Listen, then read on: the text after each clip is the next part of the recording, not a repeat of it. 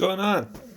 Well, I talked about the remake of this movie. Might as well talk about the original. Today we're going to be talking about the Amityville horror, released July 27th, 1979.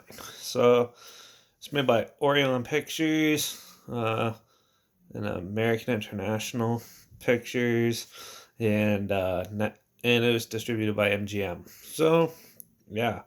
Starring James Brolin and Margaret Kidder.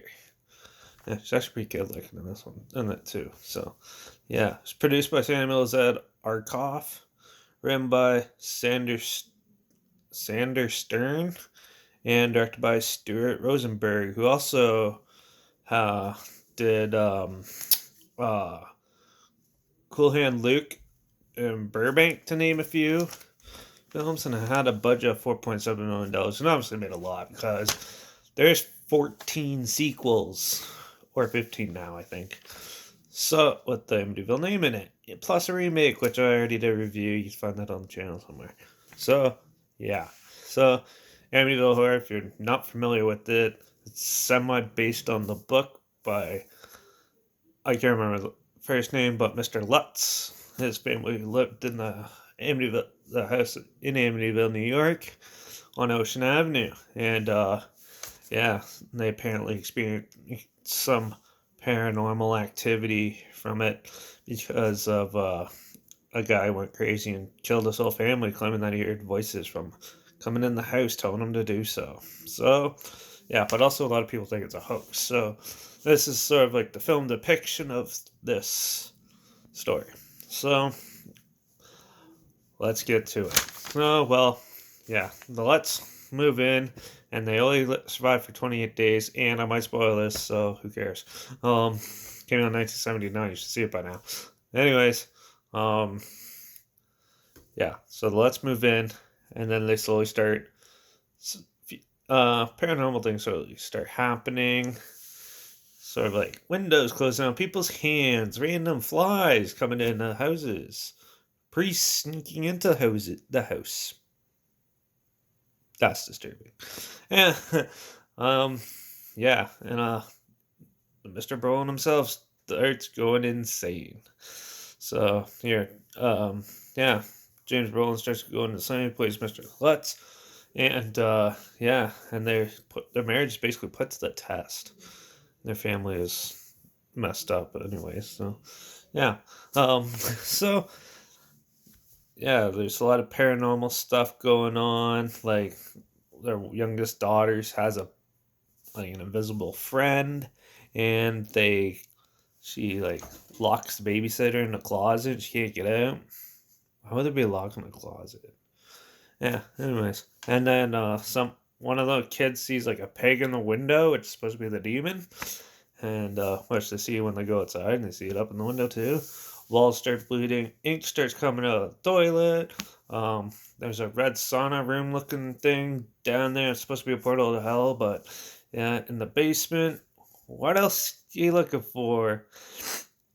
This movie was pretty well written for the most part. The religious aspect of it was kind of pointless.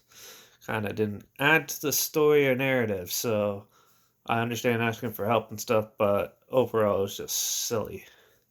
It is 1979, some of the effects was cheesy as hell, but overall it's still a decent ghost story. Now this laid the foundation for a lot of ghost stories, like Poltergeist, and a whole pile of other films. So, yeah, but it's very dumbed down for what it is. It's very spooky, has the thunder and lightning cliche and everything like that, and it's really well acted, well, mostly well written, and the director knew how to like stage it. It's almost like a family drama satire sort of thing, sort of like how I view Hereditary. Anyways, I know I bring that up on a lot of these, but I absolutely can't stand that movie. So, but yeah, this one is pretty well done. I think it's a little overrated, but yeah, I still think it's a decent picture. And yeah, so what it is, but they leave a lot of it to your imagination, which is kind of a good thing in this case. So you don't want to overdo it like the remake did. So yeah, overall, solid effort, really good one. Um, Margaret Kidder is actually pretty good looking in this one too. So yeah, you got a little bit of eye candy in there for the guys.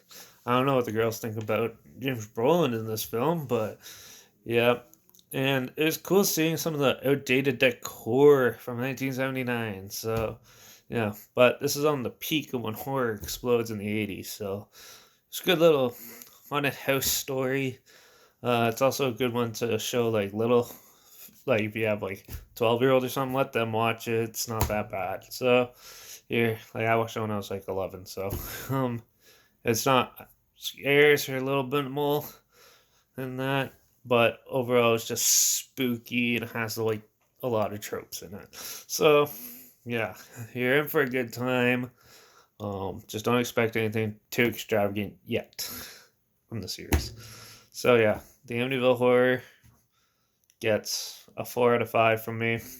Share link down below if you don't know what I'm talking about or you want to check it out. It's linked down below. Instagram's always linked down below too. Horror film clips are always on my story of films I'm gonna review in the future. If you're curious and wondering what to see, follow me there. There's also a lot of other weird shit in there. There. Yep. Make sure you comment, subscribe, share this if you think it's great. And yeah, comment down below if you've seen it. Let me know what you thought. Also, comment other films that you want to hear my opinions on in the comments down below, and I'll get to them as soon as I can. And yeah, hopefully the Amityville house goes up for sale. Even though I think it's still owned by a film studio, but hopefully it goes up for sale soon because I want to move into a haunted house to live in one. That'd be dope. But yeah, until that happens, well, we'll just have to hope for the best, I guess. But yeah, till the next review, I'll see you next time.